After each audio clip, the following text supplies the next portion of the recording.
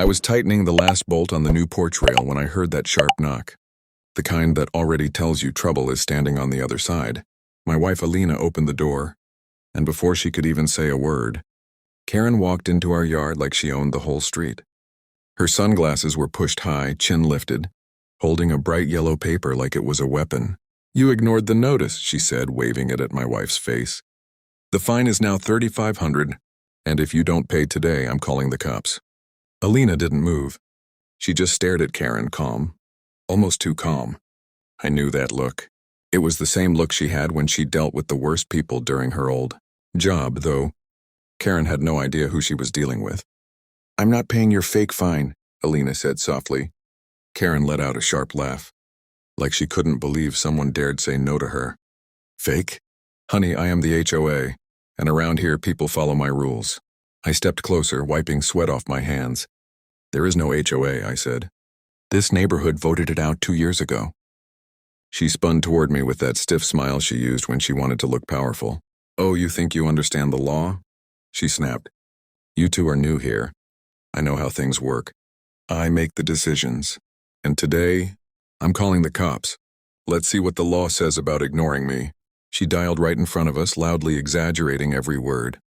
"Yes, officer, they're refusing to pay a legal fine. They're threatening me. I feel unsafe." Alina's jaw tightened, but she stayed quiet. She didn't correct Karen, didn't argue. Just let her talk. And that bothered Karen more than anything. Within minutes, a patrol car rolled up. Karen straightened her shirt, pulled her hair back, and greeted the officer with the confidence of someone expecting a parade in her honor. "Arrest her," she said immediately, pointing at Alina. She violated HOA rules and refused to comply. The officer raised an eyebrow, then turned toward my wife. His face shifted instantly, eyes wide, posture stiff, like he recognized something he wasn't expecting. "Ma'am," he said slowly. "What are you doing here?" Alina crossed her arms. "Living in my own home, why?" The officer swallowed hard. "Judge, you live here?" Karen's mouth fell open. She looked at the officer, then at Alina, completely lost. My wife didn't smile. She didn't brag. She just said one quiet sentence that made Karen's face drain of color. "I retired from the bench last month, but I still remember every law you just tried to break." Stepped back, gripping her fake fine like it suddenly weighed 50 pounds, trying to load a new reality. "Jay Judge?" She stuttered. No, she can't be. She lives in this house. Judges don't live in normal places." The officer shot her a sharp look. "Ma'am, you need to calm down." But Karen wasn't calming down, she was spiraling. She stepped toward Alina again, waving the fake notice like it could magically undo everything. "You lied. You pretended to be someone important just to scare me. Judges don't go away," the officer snapped before Alina could respond. "We've told you that before." That line hit Karen like a slap. Her jaw dropped, eyes narrowing with pure disbelief. "You people don't understand," she hissed. "This neighborhood needs structure. It needs order. I'm the only one who keeps it clean, the only one who—" Alina cut in softly. "The only one who creates rules to control people?" Karen froze, staring at her with shaking anger. "If you don't pay this fine," she whispered, "I'll take it higher. Your husband built that porch without permission. Your car is too close to the curb. Your lights stay on too long. I will find something." The officer sighed, rubbing his forehead. "Karen, none of those things are crimes. None of those things are violations. You're making fake notices again, aren't you?" She gripped the paper tighter. "They're not fake.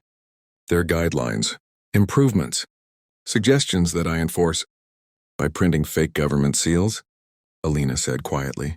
Karen's eyes shot toward her like she'd been caught stealing. The officer held out his hand. "Let me see the notice."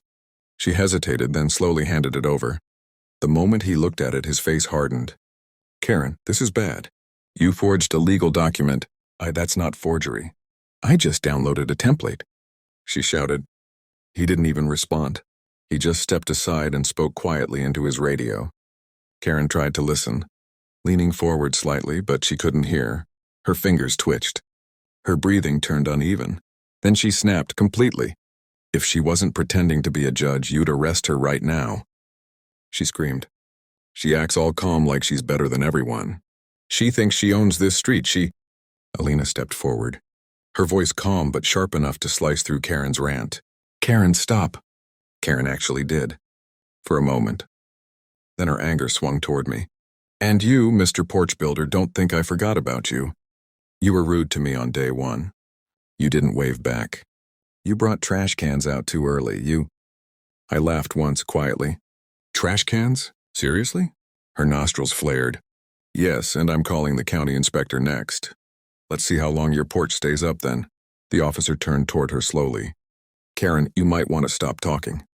She ignored him. "I am the only one protecting this neighborhood. These two don't belong here.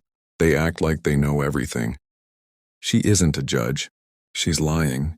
Watch, she won't be able to prove anything." Alina breathed out and finally said the word she had been holding back. "I don't need to prove anything, Karen. But you will." Karen's rant died immediately. The officer's radio cracked. He nodded, then looked directly at Karen, expression heavy.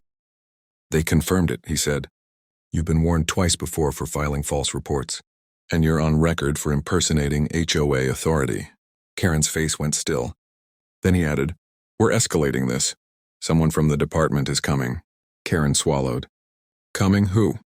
The officer didn't answer, but Alina and I exchanged a glance, because we both knew exactly who was on the way. Karen stood frozen in our yard, clutching that fake notice like it was her last lifeline. The officer didn't look at her anymore. He just kept glancing down the street. Waiting, the air felt heavier by the second. Even the neighbors peeked through blinds, sensing something big was coming. Then we heard it, a slow, steady engine turning into the neighborhood. Not a patrol car, not the county inspector. A black SUV with government plates. Karen's lips parted. No, that can't be for me. But it was. The door swung open and a tall man stepped out. Gray suit, calm walk, eyes sharp enough to cut glass. Karen recognized him before he even reached the sidewalk. Judge Marshall?" she whispered, color draining from her face. He nodded at the officer, then turned to Karen with a tired sigh. "We've talked about this before. 3 times. Karen stumbled back. "At 3? No.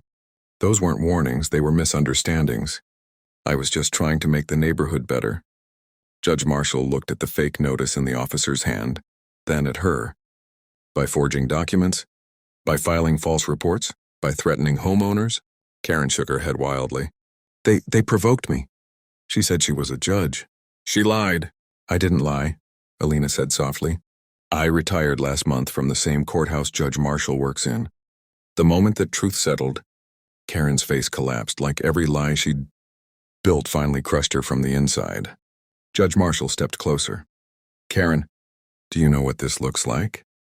Karen whispered, "Please." "I didn't mean harm.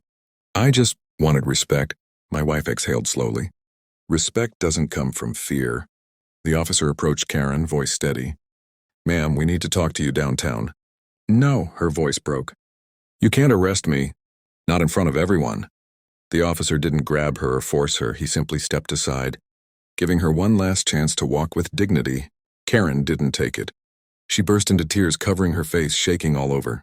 The kind of collapse only someone who built their whole identity on control could have. The officer gently guided her toward the SUV, as lights flicked through the blinds of nearby houses. When the door closed behind her, the street finally fell quiet. Judge Marshall turned to my wife. "Alina, you're still causing earthquakes even in retirement." Alina gave a tired smile. "I was just trying to live in peace." He nodded. "You'll have it now. I promise." When they left, the house felt different, lighter, safer. I looked at my wife, and she leaned against the porch rail I had built with my own hands. "You okay?" I asked. She nodded slowly. "I didn't fight for justice my whole career just to be bullied on my own property." I wrapped an arm around her shoulder. "For what it's worth, that was the moment I fell in love with you all over again." She laughed under her breath. "All this? Over a fake $3,500 fine?"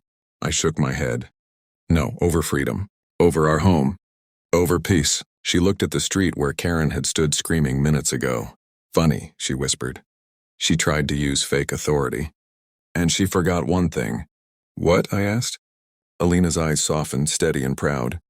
"No one pushes a family off land they own. Not in this country." And just like that, the tension faded. The night settled and our home, our quiet little place, felt like ours again. The end,